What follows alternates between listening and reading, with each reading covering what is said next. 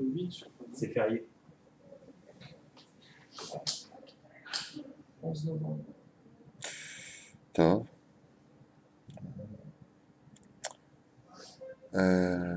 Nachon, on est donc lundi soir, c'est ça? Le 8 qui se lève. Le 8 qui se lève. Bezrat Hashem, Shah Tova.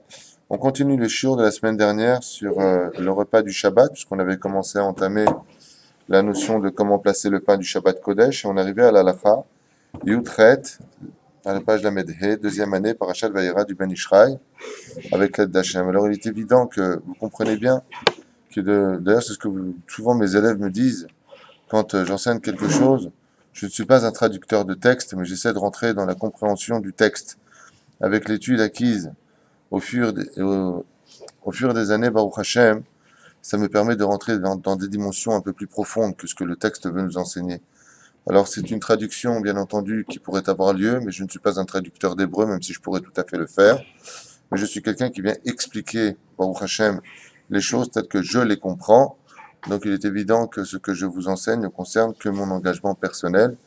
Et je vous rappelle aussi à cet insu que le Rambam sur le Mishneh Torah a été 1000 fois commenté par 1000 façons différentes de l'avoir compris. Beshem Hashem Natseh Benatzliach. Ou Beshem Hashem Natzliach Be'ezrat Hashem. Pour la refoua shelema de tous les cholim d'Israël, Be'ezrat Hashem, et pour la venue du Melech HaMashiach. Donc on est arrivé dans la Seouda de Shabbat, et le Ben Ishraï dans la Lacha Yutret nous dit Mitzvah lechol dagim bishlosha seudot shel Shabbat. Il y a une mitzvah toute particulière de manger du poisson. De manger du poisson pendant les 3 repas de Shabbat Kodesh. J'avais donné une explication, je pense, l'an dernier. Ouais, alors j'avais expliqué que c'est bien de le manger avec les doigts al-pi Kabbalah, selon la Kabbale. C'est comme ça que j'avais appris cela de mon Rav Rabbi Moshe Ederi, frère Tzadika de Shibracha. Et lui, vous pouvez être certain aussi qu'il savait de quoi est-ce qu'il parlait quand il commentait quelque chose. Il m'avait enseigné qu'il faut absolument le manger avec les mains. Et pour quelle raison? Parce que les mains représentent le chesed, tandis que la fourchette qui était faite de fer, eh bien, représente le din. Donc, alpisode, bien entendu, si on est dans une maison d'un coup et qu'on mange du saumon, on ne va pas mettre ses doigts dedans, c'est peut-être pas très poli. Mais quoi qu'il advienne, c'est comme ça que les plus grands de ce monde, comme il me l'a dit lui-même, Rabbi Yaakov Abu Hatzera, ne mangeait le poisson qu'avec ses doigts. De ce qu'il le sait, je n'en sais rien.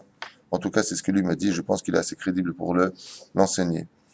Pourquoi bien mettre manger du poisson? Maïn afkamina de manger du poisson. On sait que la Gemara nous dit qu'il n'y a pas de seouda si ce n'est qu'avec du pain et du vin. Et aussi, bebassar, bakar. On a 3 enseignements à propos d'une seouda. On nous dit que cette seouda doit être consommée avec de la viande, tafka de bœuf. D'accord? Pourquoi? Parce que c'est un mec qui est riche. Qui caronne, ça démontre un repas de valeur. Okay? J'ai des cornflakes, ça bourre tout autant peut-être, mais en tout cas c'est pas honorifique pour la fête. Alors, mais le poisson, arrête, quand on est en deuil, on mange du poisson. Il n'y a rien d'honorifique à manger du poisson. Alors pourquoi manger d'Afka du poisson? Alors il y a plusieurs explications à cela. Je vous en donne 2 très rapidement. Dans l'univers dans lequel nous sommes, donc vous savez qu'il y a la stratosphère, puis l'atmosphère, et puis on est dans cette bulle qu'on appelle la planète bleue, dans certains langages, eh bien, il y a 2 mondes. Il y a 7 mondes au-dessus, 7 mondes en dessous. Il y a aussi 2 mondes. Et ces 2 mondes s'appellent, nous dit la Gemara d'ailleurs, tout ce qui existe sur Terre existe dans l'océan. Il y a des montagnes, il y a des montagnes. Quand tu les abysses, c'est rien d'autre qu'une montagne qui descend. Okay? Puis quand tu es en bas, il faut monter au sommet. Tout ce qui existe comme animal sur Terre existe aussi dans l'eau. Sauf 2 animaux, nous dit la Gemara. Le rat et le renard. Pourquoi? J'en sais rien. Mais en tout cas, ce sont les 2 animaux qu'on ne trouvera jamais dans l'eau. Le renard et le rat. Mais tout ce qui existe ici existe là-bas. Il faut savoir que dans la halakha, dans l'origine de la halakha, comme le faisaient encore quelques grands sages, quand ils faisaient Motzi Lechem Min Haaretz, ils disaient aussi Sheakol Yabidvaro sur l'eau. Bien entendu, on ne le fait plus. Pourquoi? Ça fait que brachot lehakel. Comme il y avait une marloquette sur ce sujet-là, dès qu'il y a un doute et que la bracha est de Horaïta, c'est-à-dire le nom d'Hachem que l'on va prononcer est de la Torah, eh bien dans ce cas-là, on ne pourra pas le dire. Mais pourquoi Béhémet on le faisait? Parce que ça vient de 2 univers différents. Comme par exemple quand tu manges du poisson et que tu manges de la viande, tu dois ou te rincer la bouche par l'eau, donc l'élément du monde minéral, le monde de l'océan, ou par, tout simplement, J'ai un appel de Corinne Benamou. Si tu veux bien répondre et lui dire que je suis en shiur Bezrat Hashem. Ou alors, tout simplement, par le biais du pain. Et le pain, il vient de la terre. Donc, on voit une fois de plus que l'eau et la terre sont deux univers totalement différents. Totalement différents. Alors, Ma'in Afkamina, le Shabbat, lui, c'est la réunification des deux mondes. Le Shabbat, lui, c'est la raison pour laquelle le monde vit. S'il n'y a plus de Shabbat qui est respecté, le monde ne vit plus. Parce qu'elle est la source de toutes les bénédictions. Et les bénédictions sont prises, comme on l'a vu avec, dans Masechet Shabbat, à la page 119, à propos de Yosef Mokir Shabbat, qui, ayant respecté le Shabbat sur terre, a eu son salaire d'un poisson qui vient de l'océan. Parce que le Shabbat a cette force de la réunification des deux mondes. Alors, ça, c'est une explication un peu légère, mais il y a une explication beaucoup plus forte. Et cette explication-là, par contre, vient réunifier les trois bénédictions de la Birkat Kohanim. Arrêt dans la Torah, il est marqué 3 fois le mot Vayivarech otam, vayimar lahem prurvu. Dieu a béni et leur a dit croissez, multipliez. La première fois où on le verra, c'est le jeudi. Le jeudi, Yom Chamishi, Dieu bénit ses créatures, car il a créé les animaux le 5e jour. Et quand il arrive aux poissons, il leur dit croissez et multipliez, et il les a bénis. Ça correspond à la bracha de Yivarecha Hashem ve'ishmerecha. Ve'ishmerecha, comme le dit Rashi, il est mézikim de la Inara. Rashi ne dit pas de la Inara, il parle des mézikim. Les mézikim, selon certaines autres interprétations, comme le Ben Ishraï dans son commentaire sur Ben Yoyada, explique que la Inara sont des mézikim. Alors on peut le comprendre de la même façon, certes. Alors, ça bien sûr, c'est contre la première bracha. La deuxième fois, on voit la bracha d'Hachem, c'est le 6e jour. Et là-bas, qu'est-ce qui a marqué? Quand il a créé l'homme et la femme, il a créé androgyne, il aura marqué après, il a raconté après, que Vayivarech otam, donc il aura dit, oui, et pour vous, basé pour vous, il les a bénis, il leur a dit pour vous. Donc qu'est-ce qu'on a eu pour la première bénédiction? Les poissons. La deuxième, c'est l'homme. Ya'er Hashem panav elecha b'chunika. Ya'er Hashem panav elecha. D'accord? Il place sa lumière. Dieu donne de la lumière, c'est la création de l'homme. Et le 3e jour où on verra la bracha d'Hashem, c'est pour le Shabbat. Comme on a l'habitude de le dire tous les vendredis. Donc,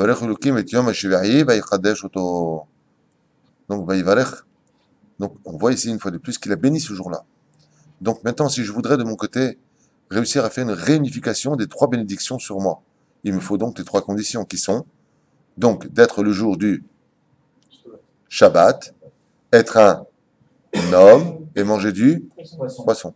Puisque ces 3 jours, qui sont le jeudi, le vendredi et le samedi, oui, ce sont empreints de ces 3 dimensions. C'est pour ça qu'on mange du poisson. Ce que j'avais lu il y a très longtemps dans un livre. Tov.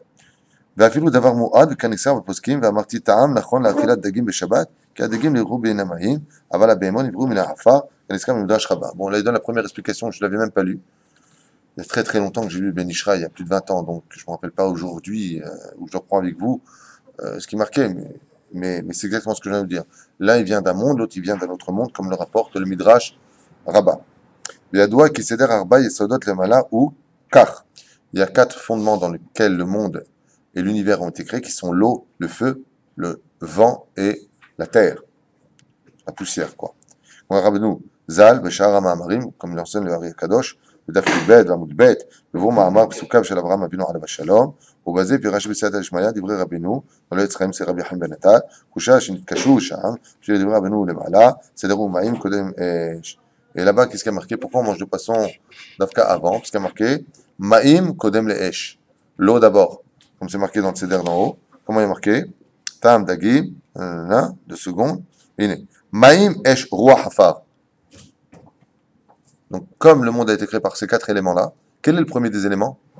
Ma'im. Donc, ce qui vient de l'eau. Donc, on mange d'abord du poisson avant de manger. Hafar, ça viendra de la terre, ou toute autre chose.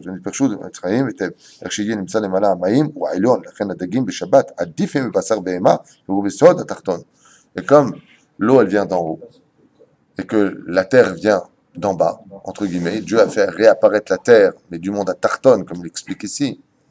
Eh bien, ce qui vient d'en haut est préférable. Et là, le Ben Ishraï nous apprend quelque chose d'incroyable. Il est préférable de manger du poisson que de manger de la viande, carrément.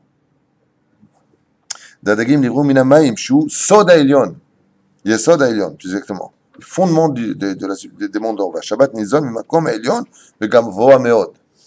ועוד פירש בסייעתא שמע, טעם אחר, על פי מה שכתבתי במדרש רבה, פרק סימן ע"ה, ok on avance, שהורה בצוהר שהדגים טעונים שחיטה. Il y a aussi autre chose. Pourquoi? Parce que les animaux, quand on les tue, passent par la shrita. On doit faire sortir le canet et la véchette. Oui? Tandis que les poissons, eux, n'ont pas ces systèmes de vie. De ce fait, ils n'ont pas de shrita. Rien que pour ça, c'est chavé. Parce que les 5 points, on le voit dans ma Masechet Choulin, qui concernent la shrita, sont compliqués. Et pour manger kasher, il faut prier à Hachem que la nourriture que l'on met dans notre bouche soit kasher. On a appris récemment d'ailleurs ici qu'une boucherie vendait de la viande. Et tout récemment, on vient d'apprendre, il y a quoi, 2 semaines de ça. Donc j'ai vu le boucher aujourd'hui qui travaillait là-bas, il m'a dit, mamache, que c'était de la viande taref qui vendait. Alors, allez-nous, vélo, alechem. Il y a des gens qui... Ma? On peut avoir l'adresse pour pas acheter. Ça a été publié par la Rabbanout d'Israël. Ça a été publié par la Rabbanout d'Israël. Je me suis renseigné ce matin. Est-ce que ça a été publié pour ne pas que les gens achètent du taref? Il y a de tout. Même en Israël, grâce à Dieu, il y a de tout. Il faut faire attention où on pose ses pieds. Vous voyez? Et donc, c'est ce qu'il dit ici. Par contre, tu achètes du poisson, tu as 2 signes. Tu sais c'est lesquels? Les écailles et les nageoires. Pas de shrita, il n'y a pas de problème. Donc, par rapport à ça, il dit Sheora mitzad degim, ta'onim shrita, b'shama Rabbi Haggai, shalach harav, wilkau. והביא לו רבי חגי, שהיה מן התורה דכתיב, הצאן ובקר ישחט להם ומצא להם, את כל דגי הים יאסף להם ומצא להם. מכאן ראיה, הצאן ובקר באש שחיטה. ודגי הים די להם באספה מן הים. Comme il dit ici, le poisson, il suffit de le ramasser de l'océan, tandis que le tson et le bakar, tout ce qui est troupeau, tout ce qui est bovin, eh bien, se doit d'être passé par la shrita, comme on le sait tous. Ou basé, pardon. Je finis juste cette halakha, je te donne la parole, tu veux, d'accord? מובן היטב הטעם דאוכלים דגים בשבת, להורות כמו שהדגים אין צריך תיקון שלהם מעשה מלאכה. Oh, איזה יפה. Quel חידוש Ben Ishraï, j'avais oublié ce חידוש, vous voyez? Comme quoi, il faut toujours revenir sur notre étude, Siyata d'Ishmaïa. Il dit ici, ברוך אתה אדוני אלוהינו מלך העולם שכל נהיה.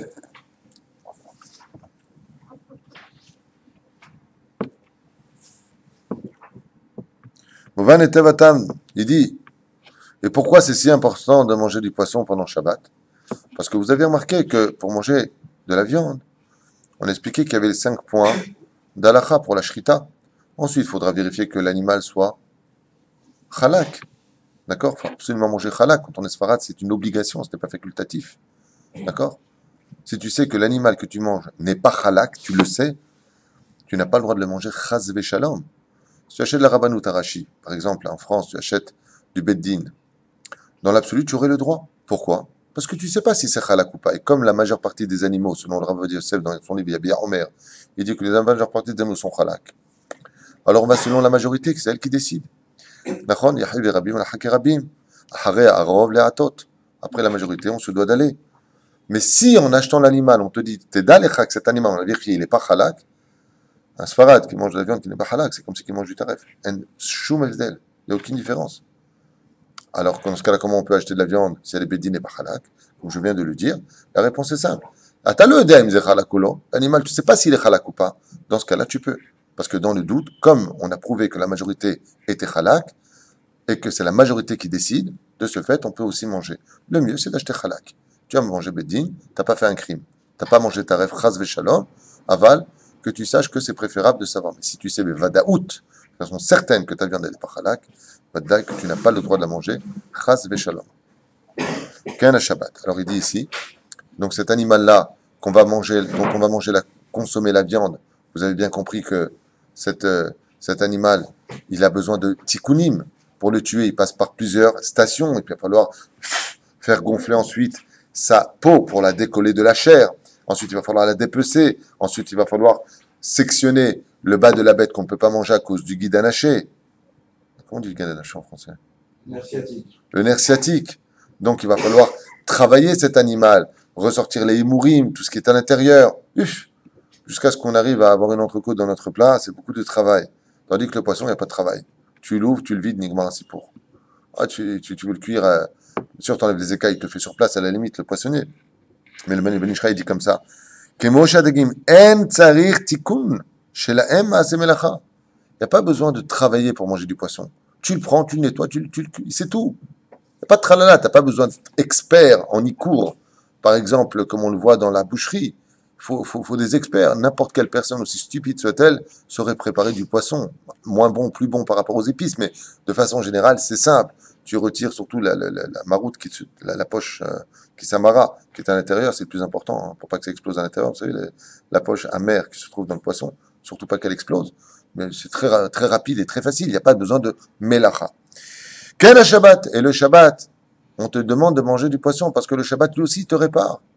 Il te répare très vite, comme on mange du poisson. Le Shabbat, il a une telle force qu'il est capable de te réparer. Donc, qui est le principal symbole du Shabbat au niveau de la préparation de la nourriture? Dafka, le dag, le poisson. Il y a un proverbe qui dit Beyom dag, tochal dag, l'inatsel mi dag. Beyom dag, le jour du dag. C'est quoi le dag? Gimel, dal. D'accord? Dag, dalet, gimel. 4 et 3, ça fait 7. Beyom, 7, dag. Tochal dag, tu manges du poisson. L'inatsel mi dag, afin d'être sauvé du dag. Qui c'est le dag?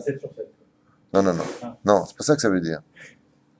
Beyom dag, le jour du Shabbat, mange du poisson, les inatsel mi dag, afin d'être sauvé du dag. Mais de quel dag on parle? La baleine de Pinocchio ou de Yona? Non, dag Kavana, ce sont les initiales de Din Gehinam. Et là, il y a des sages qui ont dit que celui qui mange du poisson, Shem Shamaim pendant Shabbat Kodesh, il est sauvé du Din Gehinam. Est-ce que c'est vrai ou faux? Celui qui vivra verra. Mais il est évident que ce que nous enseignent les sages, c'est toujours délivrer Elohim.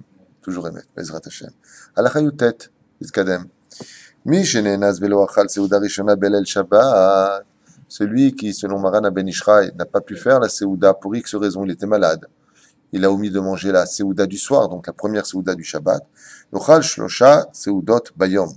Il pourra, c'est rétroactif, récupérer cette seuda en mangeant le matin, tout de suite après la prière. Il attendra 2 ou 3 heures, il refera une seuda, plus seuda shlishit. Donc on peut récupérer tout à fait sa seuda. Vezenikra seuda tashlumin, yochal bapat. Et dans ce cas-là, il nous met en garde Ben Ishraï. Il dit, t'as raté la seuda de la veille. Ne mets pas un petit morceau de pain avec un petit bout de camembert si je fais la seuda parce qu'il y a du pain, je mange kapetza de pain ou kazaïd de pain et j'ai fait la seuda. Il faut que tu mettes la même table que la veille. Même si tu n'as pas faim, c'est pas grave. Sors les assiettes, tu nettoieras Motzei Shabbat, c'est pas un problème. Et c'est pareil pour Yom Tov. On fait combien de seudot? Les filles halacha Yom Tov, on fait 2 seudot. Ouais. Si pour X raison la veille, je dis n'importe quoi, il a fait un peu trop de vodka, par exemple. Il y en a qui font Forbruggen à la synagogue. Quand ils rentrent chez eux, ils savent plus où est la porte. Ils sont un peu bourrés, ça arrive. On a assez. Donc il va s'endormir sur le safa, c'est dommage. Je n'aime pas cette chita-là, cette façon de faire, mais il y en a à qui ça convient. Donc, sans juger quiconque, bien sûr, s'il rentre, qui s'est endormi sur le safa, pour X raison, qui va se réveiller à 1h du matin, qu'il fasse sa seouda. Belle table, Bezrat Hashem, et Is'od et Shelo. Sinon, le lendemain, il pourra le faire. ואין במגן אברהם, וסימן רצה וכו' וכו'. טוב, ואם שלחו לאדם איזה דבר מאכל שיאכלו בשבת, לא יכלו בחול. Il dit ici aussi autre chose. Si on t'a envoyé un mets pour le Shabbat, donc on t'a fait un gâteau en l'honneur du Shabbat, ne viens pas le manger le dimanche ou le lundi. On t'a fait quelque chose pour le Shabbat, comme disait Saint-Concir Shabbat, c'est l'Irvot Shabbat Kodesh. Donc il y a eu un Ekdesh quelque part. Alors ça veut dire quoi? Est-ce que je vais manger tout le gâteau? Non. Tu n'es pas obligé de manger tout le gâteau. Mais si par exemple on t'a envoyé un cake parvé, l'Irvot Shabbat Kodesh chez toi, dans ce cas-là, il n'y a pas de problème de manger. Aval, comment tu fais? Tu prends au moins une partie de ce gâteau, un bout, tu dis, Shabbat Kodesh, et tu peux manger ce gâteau pendant la semaine de Chol. Tu n'es pas obligé, le mec qui t'envoie 3 tartes au flan à la vache à l'homme. Ouais? Il ne va pas se taper 3 tartes au flan pendant. Mais tu prends un petit bout de chacun, parce que ça a été fait pour Shabbat, pour que ce soit passé par la porte du Shabbat. Que la Neshama Yetara qui est en toi puisse manger. Le Bechol. וזה ממידת חסידות, il dit ici.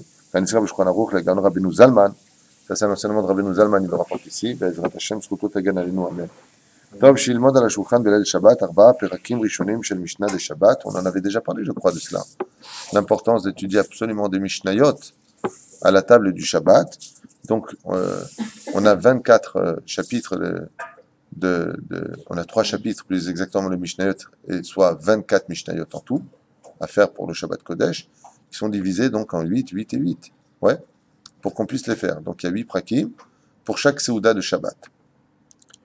On avait parlé de ça, donc j'avance. V'im kasha alav alimud belil Shabbat, il mode le fachot perek echad. Et si par exemple une personne, bon ici on a, grâce à Dieu, on a l'habitude de le faire, on avait déjà dit à Souda Shlishit. Ah bon.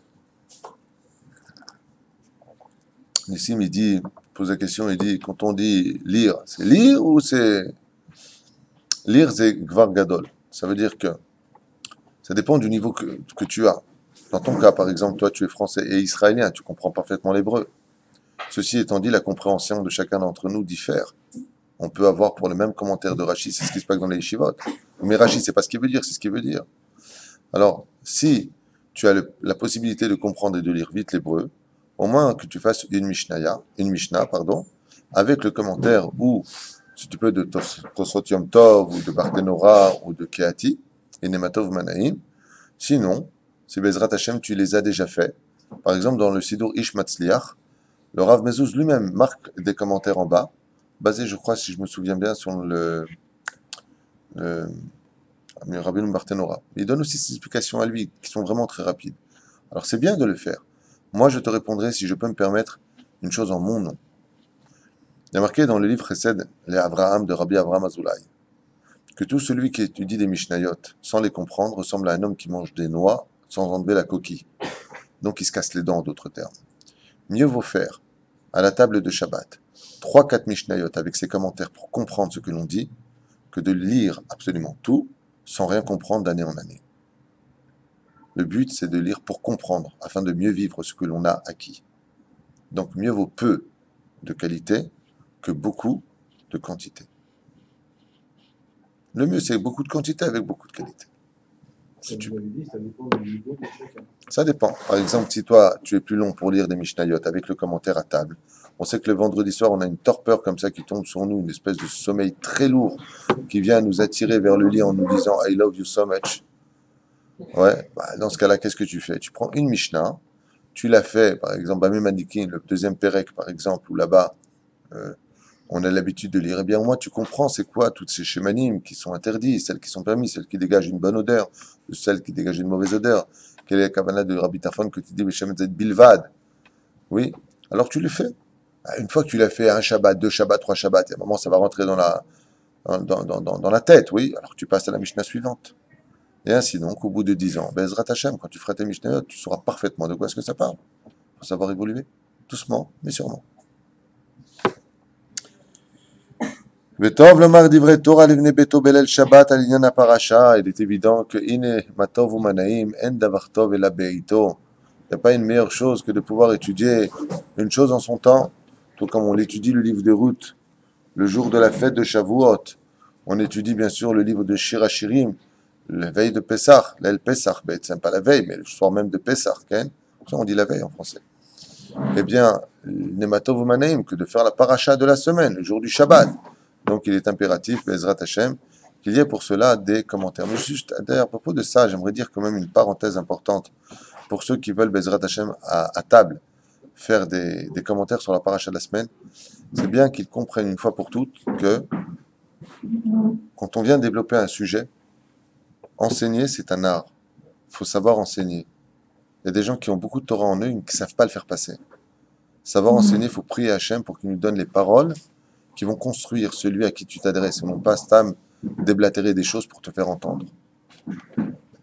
Quand tu viens pour écrire une phrase, c'est pas moi qui vous l'enseigne, j'ai jamais été à l'école, donc je ne me permettrai pas de vous dire comment on écrit une phrase, mais de ce que je me souviens quand même d'avoir entendu par monts et par vent, il faut un sujet, il faut un verbe, il faut un début, il faut une fin, il faut une virgule, enfin il se passe quelque chose dans une phrase, ouais, on est bien d'accord. Quand tu viens faire un commentaire, quand tu prends la parole à table, montre bien d'où tu commences. Quel est le sujet que tu vas développer? Ouais. Sur quoi tu veux finir ton sujet et quel enseignement tu as laissé. Parce que il arrive des fois que les gens s'échappent. Et à table, c'est pas intéressant. Pourquoi c'est pas intéressant? Parce que tu es parti de là, après tu es parti là-bas, après tu es parti là, après tu es parti là-bas. Mais on a envie de lui dire stop, mais où tu vas en venir? On a le problème chez nous, par exemple, dans la famille, on a des gens à table qui, quand ils prennent la parole pour faire des Dvar Torah, même mes enfants, à un moment, ils regardent, ils aiment la Torah, Baruch Hashem. Mais ils disent, c'est fatigant, quoi, si tu veux. Si tu veux. C'est quoi le truc? Alors, tu vas prendre un Rashi, tu vas expliquer le Rashi. C'est superbe. Mais souvent, comme l'enseignent les sages, les meilleurs Dvar Torah sont ceux qui se sont dit, Bezrat Hashem, en peu de mots, courts et qui en disent beaucoup. Faut savoir, ne pas, maintenant si tu es dans une assemblée de gens qui veulent, tu prépares un chiour, tu as fini ton Birkat Amazon, ils se mettent à table, alors tu vas commencer Midrash Tanchuma, tu vas commencer du Talmud sur la paracha. Donc là, tu pars développer ensemble un sujet. Ça n'a rien à voir, mais des gens qui sont à table. Faut savoir, comme l'a dit un jour Baba Saleh, à quelqu'un, il dit, vous ne faites pas de Dvar Torah. Il a tourné la tête et là-bas, il est marqué dans son livre, dans sa biographie, Baba Saleh, il aurait dit de lui qu'un imbécile. S'il comprenait ce que je disais, c'est des Dvar Torah. Il y a un moment pour chanter, il y a un moment pour manger, il y a un moment pour un Dvar Torah. Il y a des fois des gens qui ne se rendent pas compte. Ils s'étalent, les autres sont comme ça, ils attendent désespérément qu'ils finissent. Faire très attention à cela. Parce que très souvent, ce que tu as voulu faire comme étant une mitzvah va éloigner les gens plus qu'autre chose. Le mieux, comme dit Rabbeinu Nachman de Breslev, il a l'habitude lui-même de le faire dans ses commentaires. Tu prends une histoire en parallèle de la paracha de la semaine, Eliaou Leket Eliaou, Ken, Eliaou Hassan. C'est un excellent livre pour la paracha de la semaine que je conseille vivement à tout le monde. C'est des histoires qui sont en parallèle de la paracha de la semaine. Il y a un début, il y a une fin, c'est construit. Il faut construire, surtout à table. Quand on est face à la famille, vous savez que on est reçu vis-à-vis de tous les étrangers, il n'y a pas de problème. Mais quand on est dans sa propre famille, tu dis un mot, on discute. Pourquoi? Et qui tais-toi, on connaît ta vraie personnalité, et toi tu es en train de nous la jouer. C'est pas évident. Donc il faut être vraiment prudent. Je vais parler de sagesse alors que tu viens de t'énerver. Ça passe mal dans la famille. Donc sois prudent. Quand tu parles à la famille, il faut être pédagogue, psychologue, psychiatre. On en rigole, mais qu'est-ce que c'est vrai? Qu'est-ce que c'est vrai? Faut faire très attention. Ben, tu fais un petit Dvar Torah, tu vois que ça a pris, tu continues. Tu vois que ça prend pas, tu vois que les gens commencent à tourner la tête, sois intelligent. Fais ton sikoum. Fais ton sikoum pour Bezrat Hashem qu'il y ait une bonne avira à table. C'est un sujet important. Si vous êtes face à des Talmidei Chachamim à table, c'est une bonne adracha que je vous donne. Quand vous êtes face à des gens qui sont forts en Torah à table, de faire un Dvar Torah devant eux, surtout si vous êtes des tendances différentes et opposées, comme un chapeau noir face à une kippa sruga sur la paracha de Eretz Israël, paracha de Kitavo par exemple, Vaya Kitavo El Haaretz, il est évident ici que tu vas automatiquement te heurter à des divergences d'opinion sur ce même Rashi ou sur ce même texte qui va être compris de façon différente selon le Rav Intel face au Rav Intel, Rav contemporain ou antique, peu importe. Alors dans ce cas-là, un très bon conseil. Quand vous faites des commentaires face à des gens instruits en Torah à table, pour garder cette merveilleuse ambiance du Shabbat, ne parlez jamais sans livre. Vous ouvrez le livre et vous lisez ce qui a marqué en expliquant comme vous comprenez, Bezrat Hashem, avec beaucoup de prudence. Parce que ça peut tout de suite tourner à n'importe quoi, tu ne comprends rien, c'est pas du tout ce qu'il veut dire. Top, Hashem Hashem, là, c'est Benatzliach. Mishene, Eza Amarno. Halakha Abba. Tov shilmod al shulchan belel Shabbat. Ah, ça on l'a fait aussi.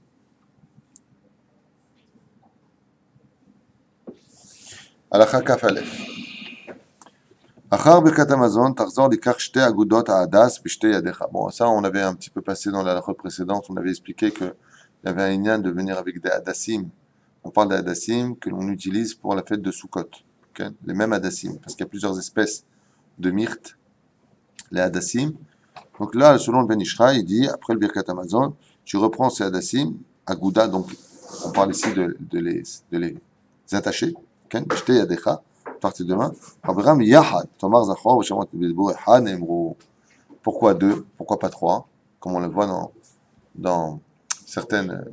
Hein? Dans quoi? Donc, quand est-ce qu'on prend trois d'après toi? Hein? Quand est-ce qu'on prend trois? Je... Oui. Non. Ah, tu parles de. Oui, on parle pour le Lulav, d'accord. On prend aussi pour le Lavdala. D'accord. Il dit deux. Echad Keneged Zachor, Echad Keneged Shamor. ואחר כך תברך ותריח. וdire על הברכה, ברוך אתה השם אלוקינו מלך העולם, בורא עצי בשמים, et il sentira les hadassim pour les arbot bebrachot. Et le Hari Akadosh, il dit dans Shara Kavanot, niré li shetzarich la'asir hadas achar hakidush. Selon le Hari Akadosh, il faut retirer les hadassim, oui, quand? Après le kiddush, de la table. Shekvar berach halav, ou le'atznio b'makom acher. Et pourquoi? Parce que comme il est rentré avec des hadassim, bien entendu dans un endroit où il y a un hérouv, on réfléchisse bien, il a fait la bracha. Si tu les as laissés sur la table, il n'y a pas de isyahda dans l'absolu puisque tu n'as pas quitté la koura, c'est-à-dire le plafond sur lequel tu étais. Les hadassim étaient encore devant toi. Donc si par contre après le birkat Amazon, tu les as retirés de la table, tu ne les vois plus du tout, dans ce cas-là, tu pourrais refaire la bracha dessus sur le boré miné, boré hatze besamim. C'est le conseil du Hari Kadosh. Afin de pouvoir les ramener après. Donc il ne faut pas les laisser à table. Le matin, quand on sort de la synagogue, si j'ai des hadassim par exemple, je descends, je rentre dans la synagogue, je peux refaire un peu la bracha? Tu as des hadassim à la synagogue et après à la maison. À sortir de la synagogue, je fais encore une bracha le Shabbat pour avoir assez de bracha. Je fais la bracha. Et quand j'arrive ici, il y a encore des samimam shanezet. Je peux refaire encore une fois? Je ne sais pas, est-ce que tu peux, tu dois. Non, la question c'est. Si tu as envie de sentir, tu refais la bracha, absolument. Pour avoir plus de bracha. Mais vadaï, tu as fait chez toi les brachot par exemple sur des hadassim. Tu quittes chez toi pour venir le matin à la Beth Knesset, tu arrives à la synagogue, il y a des hadassim sur la droite, ou même des autres odeurs, peu importe, d'autres plantes. Inematov ou manaïm, Bezrat Hashem, de faire la bracha dessus. Le miyati à la Beth Knesset et qu'on sort à la synagogue. On est rentré le matin. À partir du moment où tu as ici da'at, c'est-à-dire que tu t'es déconnecté, tu as quitté ton, comment dire, ton esprit de la bracha, tu peux recommencer. Bah, l'ostam, tu sors, tu rentres, tu fais l'ostam. Mamash, tu sors, tu vois, il y en a, tu refais. Parce que tu as quitté l'endroit. Okay? C'est comme pour quelqu'un, par exemple, s'il a sa pachite, il a une pachite une canette. Ouais. Il est dans sa voiture, il boit du Coca-Cola. Ou il boit autre chose. Il ne faut pas faire de la pub à Coca-Cola. Mais c'est tellement bon. Il faut dire ce qui est, mince.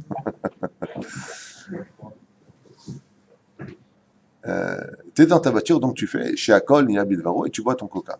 Tu sors de ta voiture. Tu vas chercher un ticket ou tu vas prendre un sac chez le magasin, je sais pas quoi. Tu rentres dans la voiture. Tu refais ou pas la bracha? Le Vadaï, tu refais. Tu as quitté l'endroit. Et si Ahdaat, il te reste encore la bracha. Et tu as encore dedans du coca, la moitié au moins, oui, quelque chose. Oui, tu refais la bracha. À partir du moment où tu as quitté la coura sous laquelle tu étais, tu es parti, tu as fait ici Ahdaat, tu reviens, tu refais la bracha. Il n'y a pas un zman? Pas dans ce cas-là. Il y a des moments où il y a un cas. Alors on va déjà écrire à propos de celui qui reste dans un kollel ou dans un bureau. 72 minutes, est-ce qu'il est encore sous l'effet de... Mais à partir du moment où tu quittes la Korah, tu as fait un nitouk. Il y en a qui disent, les chiroutim, les toilettes, ça peut être aussi considéré comme un nitouk, c'est-à-dire un isyardat. Oui.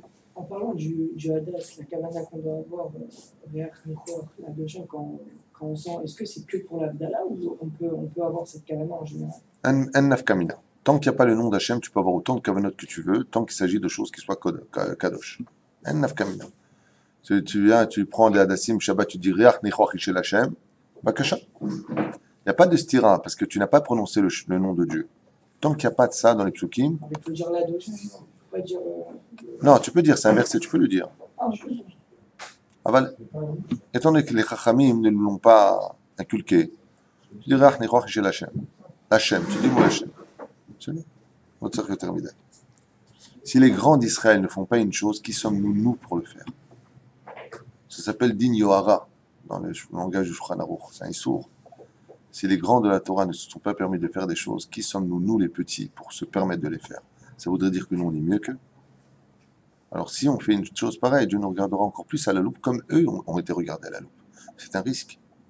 La reine, il faut être simple dans ce monde. Plus tu es simple, plus tu es cool, plus tu as le sourire dans tes mitzvot et tes bonnes actions, plus Dieu est proche de toi. C'est toute la Torah de la Chassidoute. Être quelqu'un de simple, de pachout. Bezrat Hashem. Je suis fatigué, mais je ferai l'effort d'élever la voix. Tu as raison. Allez. Aïka. Donc, yesh. Plukta basé les filles d'At, Rabbeinu Arizal, et Mahlouket, il dit ici, Minhak Tov Likro, Bechol, Shabbat Achar Birkat Amazon, המשנה במסכת עירובין, ואנו לא נהגו בזה. טוב, selon le Hari Akadosh, et Mahloket là-bas, à savoir de lire des Mishnayot de la Masechet Eruvin, le Hérouv, nous, nous, on n'a pas l'habitude de le faire, il dit, mais celui qui le fait, t'avoie la beracha. Celui qui peut rajouter hormis les Mishnayot de Shabbat Kodesh, un peu au moins de Mishnah de Hérouvin, t'avoie la beracha. Mais ils le mettent pas dans le Siddur Avodat Hashem, d'accord? Top. L'Aniach HaShulchan, selon le Hari Akadosh, donc comme l'El Shabbat, Achar Birkat Hamazon, Ve'amapa, Pirousa Alav. Qu'est-ce qu'il dit ici?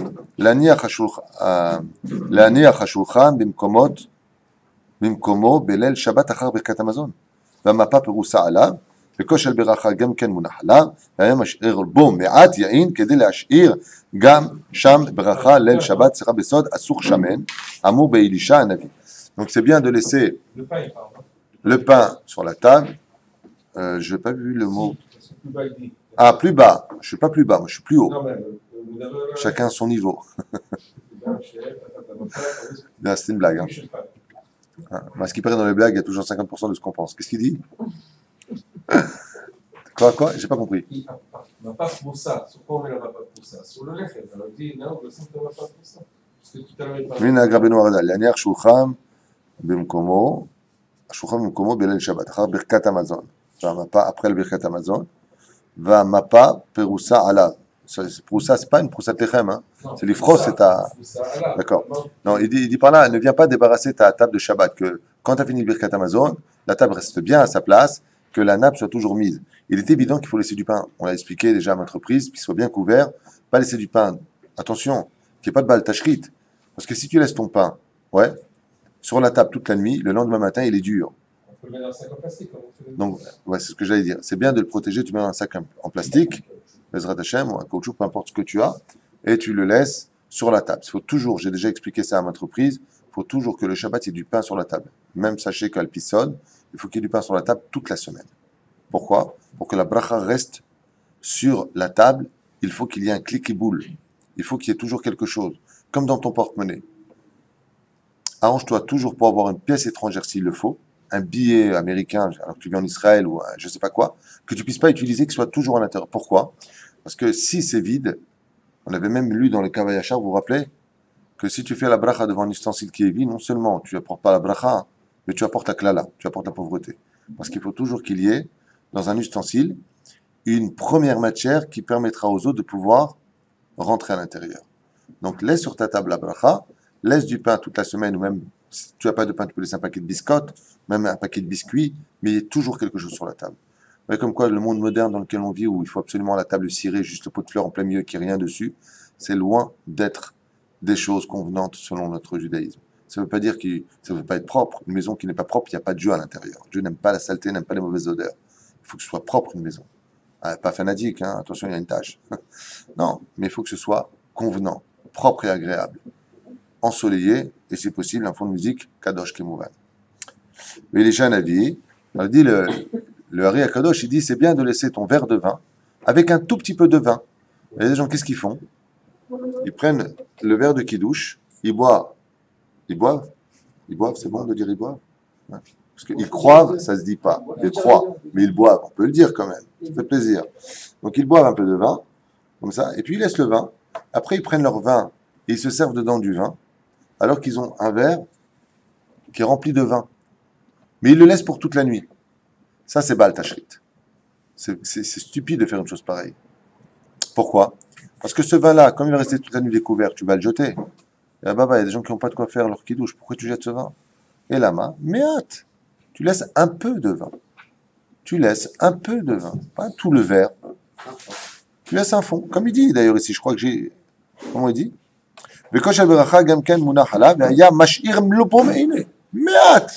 Marqué noir sur blanc. Me'at yain. Peu de vin. Shelo yavo haz v'shalom al isur Baal Tashrit. Kedé la shirsham birkat lel Shabbat besod asur shamen.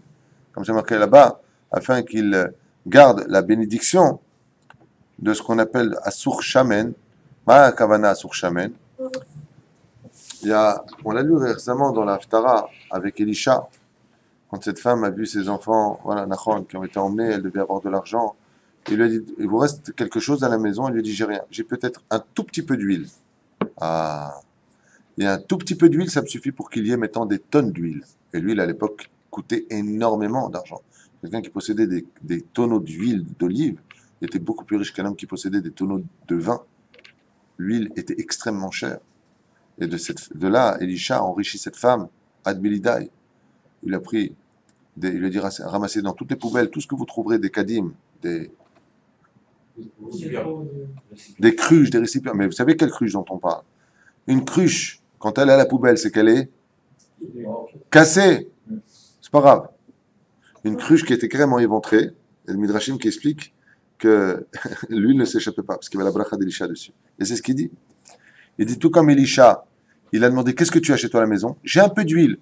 Sur cet un peu d'huile qu'a eu Elisha, il lui a rempli toute sa maison, remplie d'huile. C'était une maison tunisienne, bien sûr. Kakato Bazo Akadosh, comme c'est marqué là-bas.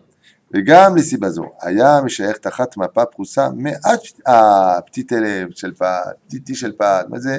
Un peu de pain aussi. Non, on ne veut pas laisser un peu de pain, on veut laisser beaucoup de pain, mais bien protégé pour ne pas qu'il pourrisse. אבל לא לחם שלם כנזכר בשאר הכוונות. Mais il dit ici, par contre, si tu laisses ton pain, c'est curieux par contre, écoutez bien, le Hari nous met en garde ici. Okay? Dans le Shara Kavanot, pour la nuit, ne laisse pas les deux pains du lendemain matin. Tu laisses du pain de la Séouda qui restait. Donc des morceaux de pain. Donc ce que tu fais comme nous on fait à la maison en général. Mon épouse, que Dieu la bénisse, apporte un sac et on met les chirionymes de pain. Moi j'ai l'habitude de manger les miettes de pain parce que c'est une ségoula. Ouais, c'est un remède à ce qui paraît pour éviter la pauvreté. La pour un août, c'est marqué plus exactement. Et les morceaux de pain, on les met là-bas. Ce sac de pain-là, tu le fermes. Une petite rosette, pas un nœud compliqué, bien sûr, pour ne pas faire un issour de l'ikshor be-shabbat. Okay? Et puis, tu le laisses sur la table, toute la nuit. Ezrat Hashem. Le lendemain, tu as un invité que tu n'aimes pas, tu lui donnes. Alors, mais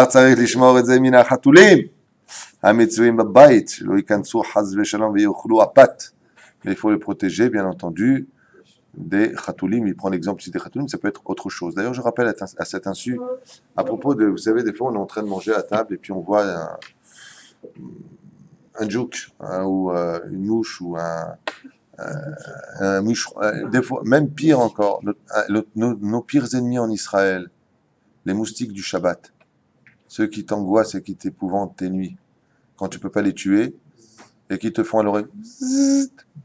Ils te tuent ta nuit. C'est-à-dire, t'es là et des fois, la semaine, tu les vois jamais, et le Shabbat, ils sont juste en face de toi dans le mur. Et t'es là et tu dis, puis quoi, nefesh ou pas? C'est un japonais celui-là, faut le descendre. Ouais.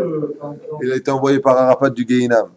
Non, on n'a pas le droit de tuer un moustique, je le rappelle. Strictement interdit de tuer un moustique, sauf si bien entendu un enfant serait allergique au point d'être mal à l'aise par rapport à ça. Donc c'est un autre dîne. On n'a pas le droit de tuer un moustique. Si ça te gratte, ça te gratte, c'est pas grave. Ça tue pas. Donc il n'y a pas de problème. Sauf si c'est un moustique qui t'empale, bien sûr. Mais là où je voulais en venir à propos du pain qui reste sur la table, ça m'a rappelé une halakha que j'aimerais bien vous rappeler. C'est que ce soit pendant la semaine ou que ce soit pendant le Shabbat Kodesh, on ne tue jamais ni une fourmi, ni un insecte sur une table, ni pendant Shabbat, Bevada, et pas pendant Shabbat pour plusieurs raisons, vous l'avez bien compris, et encore moins pendant aussi le Chol. Pourquoi? Parce que la table, c'est le Mizbeach. Tous ces insectes, dans les Shmona Sheratzim que nous avons dans la Gemara et la Torah, ouais, ils sont impurs. Si tu tues un animal sur une table, des fois tu as une fourmi qui passe, hop, tu l'écrases naturellement avec ton doigt. Pourquoi?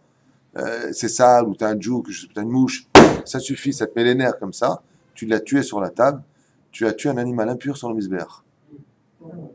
Bah oui, puisque la table c'est le Mizbeach. Hein, tu veux jouer les Kohen Gadol, c'est bien beau, mais joue bien ton rôle. Tu comprends? On ne tue jamais un animal sur la table. Alors comment on fait? Le mieux c'est de ne pas tuer Bichlal. Si tu peux éviter de tuer, ouais, tu as un scorpion, d'un coup tu es en train de manger, tu as un scorpion qui se promène sur ta table. D'accord? Tu évites, tu prends une pelle, tu peux le jeter, tant mieux. Sans te faire piquer, Shlomo. Okay? Non, si un animal te met en danger, tu as le droit de le tuer, bien sûr. Vous avez bien compris, un scorpion, un animal, un arabe, c'est des moutards. Aval, hein? J'ai interdit aux musulmans de regarder mon chiot. Pardon?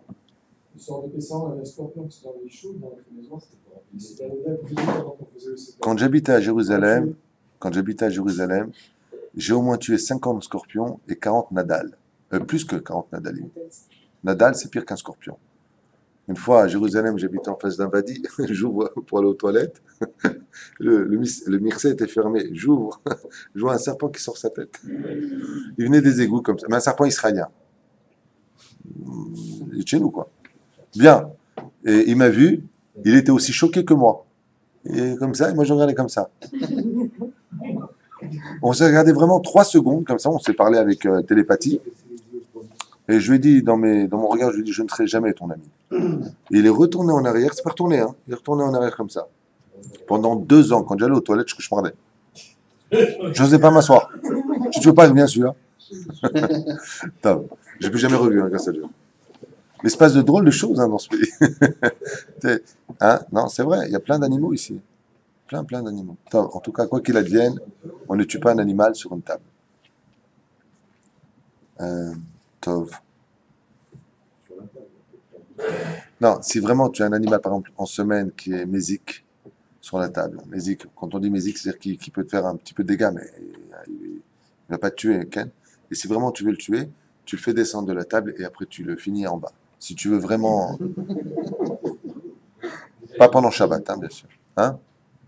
Déjà, il est tombé le pauvre. Il y a des gens, quand tu vas dans les Yeshuvim, en Israël, je t'embarque chez mon laad, que Dieu bénisse notre pays, on a vraiment un très beau pays, mais il y a des choses, des fois, ici, dans ce pays, vraiment, qui sont flagrantes. Quand tu vas dans les Yeshuvim, tu regardes leurs murs, tu vois des taches de sang partout. Ils finissent avec les serviettes, tous les moustiques. Ils les éclatent sur la... Tous les murs, tu as des petites taches de sang comme ça. C'est sympathique. Bon, il faut nettoyer après. Est-ce qu'on doit se là comme ça, d'avoir ces appareils qui font zzz, ça crame les moustiques. Les mouches. Ah, est-ce qu'on a le droit d'avoir cet appareil électrique qui crame les moustiques? D'abord, la première question, est-ce qu'on pourrait dire qu'il y a Baal Tsar Balechaim? C'est moutard pendant Shabbat d'avoir ça, si tu l'as branché avant Shabbat et après Shabbat. Il faut savoir une chose, c'est que c'est mieux d'éviter tous ces appareils. Je vous dis la vérité. Bon, quand tu as un restaurant et que tu as le client qui est assis et qui à chaque fois voit des moustiques qui viennent plus chez toi, donc il y a un FCD Meroubé, Zebayati, mais bon, les mouches, elles sont là, elles ont un travail à faire. C'est un peu compliqué, Celui qui veut le faire, il peut le faire. Celui qui peut éviter, t'as voilà. Le Hari Akadosh s'est vanté que de sa vie entière, il n'a jamais tué un insecte, ni un moustique, ni quoi que ce soit. Jamais. Alors nous, on n'est pas le Hari. Hein. Moi, je vous dis la vérité, si j'ai un moustique en pleine semaine qui vient se poser sur mon bras, parce qu'il croit qu'il est en train de boire du Coca-Cola dans ma veine, je le finis, le moustique. Et sans aucun kadish, ni reproche, ni regret. Aucun regret. Pourquoi? Parce que si je me fais piquer moi, il faut que je mette des glaçons. Je suis très allergique à la piqûre de moustique. Très, très allergique. Ça me fait vraiment très mal. Il y a des choses qui me font pas mal. Une piqûre de médecin. Mais ça me fait mal. Vraiment. Donc c'est un problème. Ah bah, il faut éviter. J'ai eu l'occasion de tuer cette semaine un djouk, comment on dit, un cafard. Tu sais, cet animal terrifiant qui fait fuir les hommes et les femmes sur un tabouret. Moi, par contre, ça me dérange pas du tout. Donc j'en ai vu un et j'aurais pu le tuer. Non, je me suis arrangé pour le libérer. Et en pleine semaine, bien sûr. Hein. Je n'ai pas attrapé le Shabbat, on ne peut pas les toucher. À balle, je l'ai pris, puis je l'ai pas avec la main, avec un intermédiaire, puis je l'ai jeté à l'extérieur. J'aurais pu le tuer, mais j'ai évité de le faire. J'ai envoyé chez le voisin, quoi. Bon, enfin, c'est pas vrai. Top. Selon le Zohar HaKadosh, Gamken et Sibazo, Ayam et Shayer, Tachat Amapa, Proussa, Me'at, Petitim, Vechoulé, Vechoulé. Inyan Zibug, Ve'ona, Shel Shabbat ou Mitzvah Rabba. Il a une très très grande mitzvah. Baruch haba, Eric, je t'ai même pas vu rentrer, tu vois, tu es comme les anges. C'est trop. T'as amené l'oseille pour me coller, ça. Inyan Azibug, Baruch Hashem, il soutient un avrech, que Dieu le bénisse, que Dieu te centuple tout ton mérite. Si les gens savaient la valeur de soutenir un avrech, ils se ruineraient tous les mois pour le faire. Le salaire n'a pas de limite. Et ici, on a des avrechim d'un niveau peu commensurable. Ils ont tous 100 sur 100 aux examens. Il n'y en a pas un qui chauffe les bancs. Heureux celui qui soutiendra un avrech ici. Inyan zivug ve'ona. On a. T'es marié, ça va. Qui c'est qui n'est pas marié ici? Toi, t'es marié. Tout le monde est marié. Inematovou manaim. Eric, bon, toi, on sait que t'es marié. Hein? Et grand-père en plus aujourd'hui. Oui, ça se voit. Tu as la mère qui est ouverte en deux sur la tête.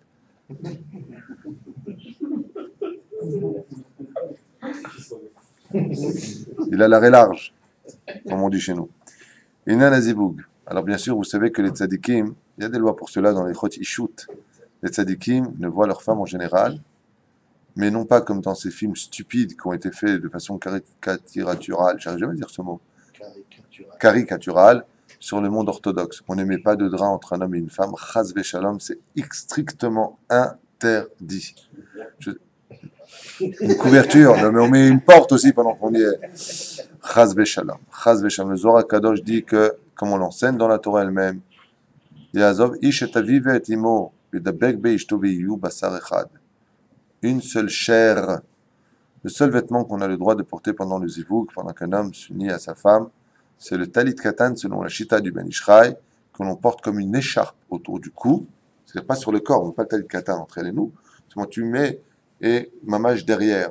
Si vraiment tu vas avoir un vêtement, c'est le seul qui soit permis. À part cela, ni on fait des draps, je sais pas, j'ai entendu des choses stupides que je n'ai encore jamais lues, je dis pas que ça n'existe pas, mais en tout cas j'ai des rabbinim derrière moi qui, Baruch Hashem me confirment mon étude, et qui m'ont dit ils n'ont jamais entendu ça de leur vie, et ça n'a jamais existé, c'est même interdit selon toutes les déotes. Mettre un drap, je ne sais pas d'où ça sort ce truc, mais bon, que celui qui a ses références les amène. Donc le vendredi soir, c'est le soir de... Évitons les films dans le Beth Midrash, s'il te plaît, même à l'extérieur ce serait bien aussi. La référence pour le drap. De quoi? Le film David et Goliath. C'était la référence pour le drap. Ah, c'est dans un film David et Goliath qui mettent la référence pour le drap. Ah, c'était doux Rabotai, c'est du Sheker Gamour. Baruch Hashem. La seule différence entre l'amour du monde religieux et l'amour du monde non religieux, c'est que dans l'amour du monde religieux, il y a l'amour de la mitzvah et de son épouse qui est fait dans la propreté et la sainteté. Tandis que l'amour qui n'est pas fait de façon religieuse, c'est des fantasmes, tout se passe dans la tête et on n'est jamais satisfait de rien. Et ce qui compte, c'est que chacun prenne son pied, comme on le dit dans le langage courant. Ça n'a rien à voir avec le langage de la sainteté de la Torah. Tout est dans la tête dans une histoire de conjugaison entre un homme et une femme pendant le moment le plus crucial de la venue au monde d'un enfant. La Shrina descend, c'est le seul moment où Baruch Hashem, la Shrina vraiment s'associe au peuple d'Israël. Je vais raconter cette histoire de ce richissime, oui, ce richissime qui vivait à Londres. Je vais raconter cette histoire, non? Bon, je raconte comme ça à toute vitesse. C'est un rave de Mea Sharim qui devait marier une de ses filles, et puis il lui fallait une très grosse somme d'argent.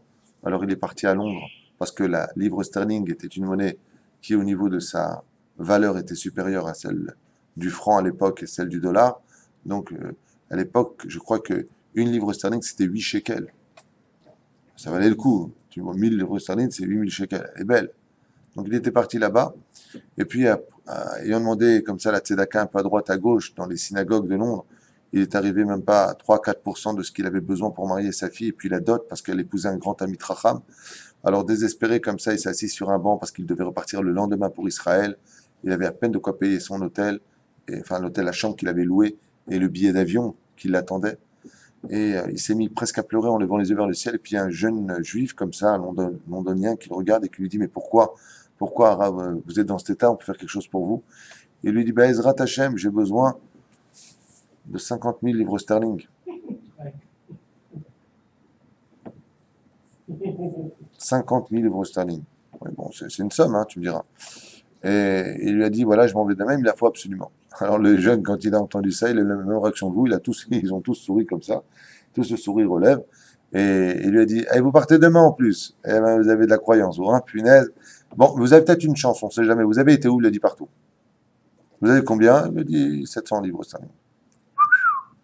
D'accord. C'est pour mon billet, c'est pour la chambre, c'est pour ce que j'ai mangé, je pour rien. Top.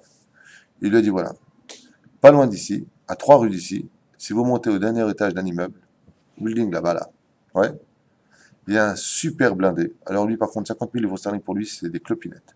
C'est un mec qui est blindé. Seulement, ce sera vous et votre chance.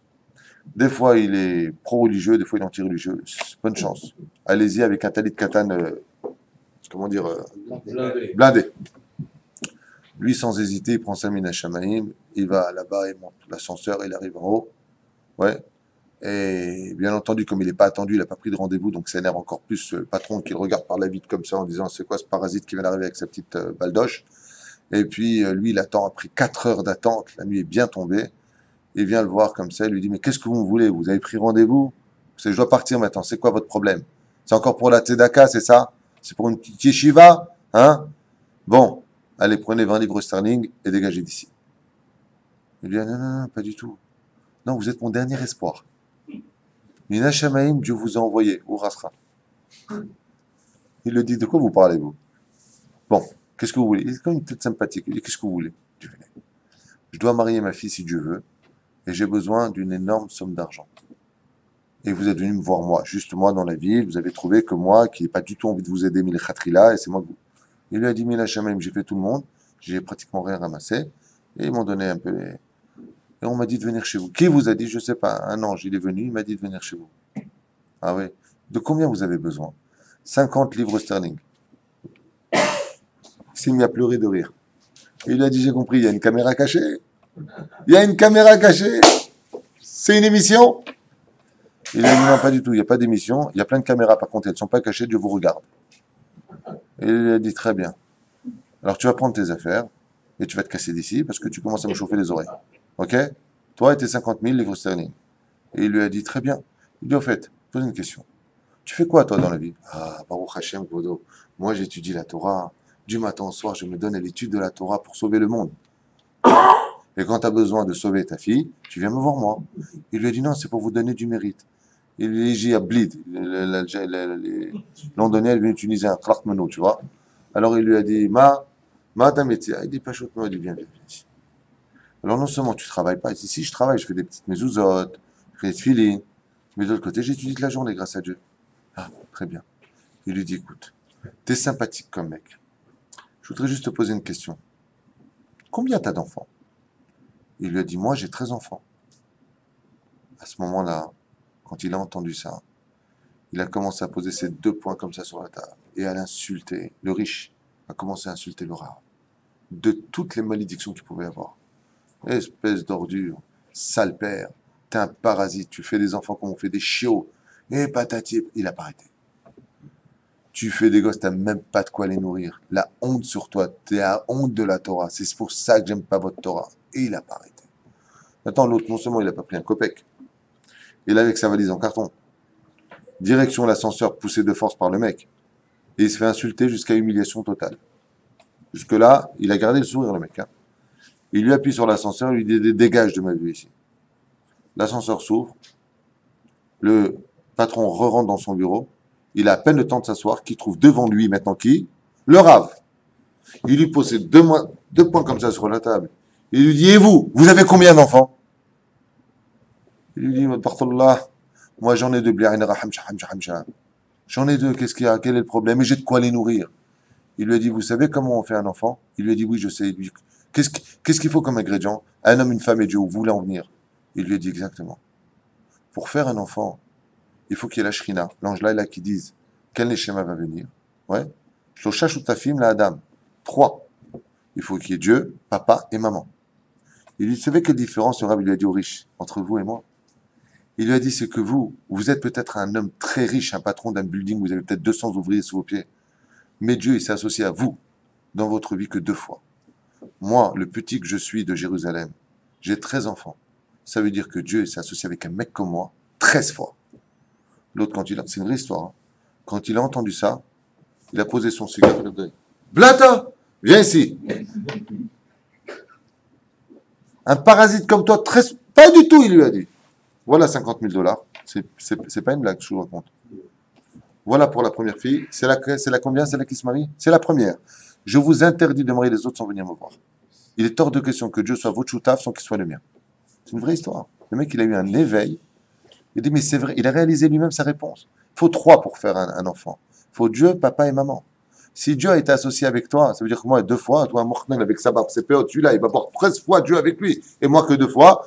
Pour 11 de vos enfants, il lui a dit, vous venez me voir. Il lui a marié ses 11 enfants. C'est la Gdusha du Shabbat. La Gdusha du Shabbat.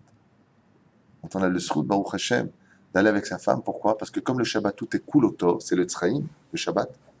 On est dans le Etzraïm, comme il est marqué dans le Zohar Kadosh, il y a où Anavi, Zachor, le Tov, il s'assoit sur l'arbre de vie, et il note comme ça, Ken, tous ceux qui sont Shomer Shabbat, Donc celui qui naît le Shabbat, comme on Masechet Shabbat, page 156, il est Neshama Kedosha. Il a une Neshama qui est Kadosh, parce il a été fécondé le jour du Shabbat, Bezrat Hashem. Il est né le jour du Shabbat, Baruch Hashem. Les Dekar, par cet intermédiaire-là, et son Neshama Teora. Mais il est Khatrila. Donc c'est un moment qui est bien. Le danger d'aller avec son épouse, le Shabbat Kodesh, il y a un danger. J'allais dire une bêtise. C'est qu'on s'endort avant de crever, mais c'est pas ce que je voulais dire. Ça, c'est une blague, oubliez-la, coupez la caméra. Non, on est fatigué à table, alors imaginez d'après. Non, c'est pas ça. Le vrai danger, je vous dis où il est. C'est que le Shabbat, la veille, on va au mikvé. Si Dieu veut. Il faut aller au mikvé pour les hommes. Il y en a Chassidout, mikvé. Pourquoi on va au mikvé? Pour se rendre kadosh, pour qu'on soit pur. Ok? Maintenant, quand on va au mikvé, quand on rentre dans Shabbat, on a une propreté parce qu'on a fait une bonne douche, des habits de Shabbat, et une âme qui s'est renouvelée grâce au mikvé. On retrouve l'état embryonnaire dans le ventre de sa mère. Maintenant, quand il va avec sa femme le vendredi soir, qu'est-ce qui peut arriver en général? C'est que quand ils finissent le travail, si je peux me permettre d'appeler ça le travail, c'est pas du travail, qu'on se comprenne bien, mais quand il a fini l'acte avec son épouse, alors il se retire. Et s'il ne se retire pas comme il le faut, il est autorisé qu'il a encore de la semence qui sort de ça, brite. Et à partir de ce moment-là, il vient de faire Zera Levatala. Donc il vient de se rendre tamé. C'est là qu'il y a un danger. C'est pour ça que le vendredi soir, étant donné qu'il y a beaucoup de valeur, il faut beaucoup de vigilance. Faire très attention qu'avant que tu te retires de ton épouse, que Dieu la bénisse, que tu n'aies absolument plus rien dans le conduit de ta Brit Mila, afin de ne pas sortir Zera Levatala, Chaz Veshalom, et surtout pendant Shabbat Kodesh. Donc d'un côté, c'est le soir propice pour la procréation d'un enfant qui soit Kadosh. De l'autre côté, celui qui va avec sa femme. Alors voilà, j'allais y arriver. En général, les chassidim, quand ils vont avec leur femme le vendredi soir, ils retournent au mikvé le samedi matin. Dans ce cas-là, c'est nécessaire. Éviter l'eau chaude, même au mikvé, il y a une mahloquette sur ce sujet-là. Hamzvi disait Bichlal, il faut éviter complètement l'eau chaude. Même le mikvé Bichlal, le samedi matin, de peur qu'il en vienne arracher les poils, qu'on a fait le jour là-bas, et ainsi de suite. Aval, quoi qu'il advienne, tzarich lidvol ba mikvé. Le mieux, c'est de faire très attention. Donc prendre le temps qu'il faut. S'il ne peut pas faire ça, la douche là, Fais la douche froide pendant le Shabbat Kodesh, et oui, il peut faire Netilat Elohim 40 fois. Aval, c'est pas la même chose que le mikvé. Le mikvé, c'est une seconde ségoula, il fait les 10 télim prescrits par le Rabbi Nachman de Breslev, ça aidera aussi beaucoup, c'est sûr. Aval, je le dis, c'est un petit peu là où il y a la Gdusha, il y a beaucoup d'avantages, il y a aussi des inconvénients. C'est toujours comme ça. D'accord? Je referme cette parenthèse, c'était juste pour en parler. Ashrei Azochel Asot Kol Ma'asav Leshem Shamayim. Et je finis juste avec, ou pas du tout. On va s'arrêter là. D'accord? On attend chez les Azochel Asot Kol Ma'asav Leshem Shamayim, ou voir Manu. Donc il faut se souvenir bien entendu, surtout les Shem Shamayim, comme c'est marqué dans Matzichet Ketubot à la page 62, à bout de bête, là-bas il y a marqué, on attend chez Tamid Chamim, l'El Shabbat, l'El Shabbat. Les sages ils font ça du Shabbat au Shabbat. Verak Belel Rishon Shel Pesach, l'El Rosh Hashanah, donc la veille de Pesach, la veille de Rosh Hashanah, Shmini Atzeret, Shavuot, Vafilou Shehalou Shabbat, même certains Shabbat, En Asod Zivuk Ba'em Al Pi Asod, on ne va pas avec sa femme pendant ces jours qu'on vient de citer ici présents. Pourquoi? Justement à cause du problème, par excellence. Le jour du Shabbat, Bezrat Hashem, c'est un jour propice pour les personnes comme nous, de notre niveau à nous, qui sommes des gens ordinaires. Alors, Tamid Chamim du Shabbat au Shabbat, sinon si c'est nous-mêmes, eh bien, on le fera même pendant la semaine, dans les conditions prescrites par l'Halakha, c'est-à-dire quand tout le monde dort à la maison, bien entendu qu'il fait nuit, après Chatzot, si c'est possible, Bezrat Hashem, Kedat Moshe Israël, couvert d'un drap, avec l'aide de Dieu, avec toutes les cavanotes qu'il faut. C'est bien de faire Netilat Elohim d'ailleurs, sans bénédiction, avant d'aller avec son épouse, tout en agissant avec toute la magnificence que demande le judaïsme pour faire l'amour à son épouse, c'est-à-dire d'être romantique. Hein, c'est pas une paire de tuilines, une femme, ok? D'être romantique, doux, agréable, et surtout, je rappelle que dans les préludes, comme je l'ai appris moi-même par mes rabbanim, le prélude chez la femme est plus important que l'acte lui-même.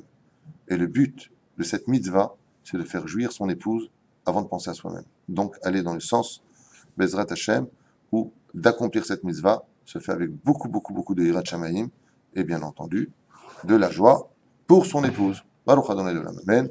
Ve Amen. Kol Tov.